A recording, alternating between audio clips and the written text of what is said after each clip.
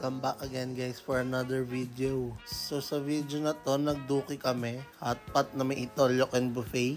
Gumawa ako sauce dyan, ketchup, mayo at sweet and spicy. Unang sausaw, french fries agad. Tapos yung parang fried kamote naman.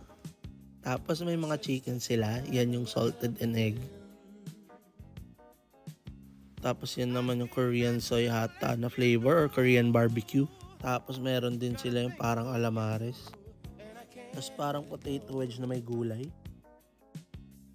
Tapos syempre yung mga niluto sa hotpot. Favorite ko fish cake. Tapos chicken sausage hata yun. Tapos squid ball pero pa triangle.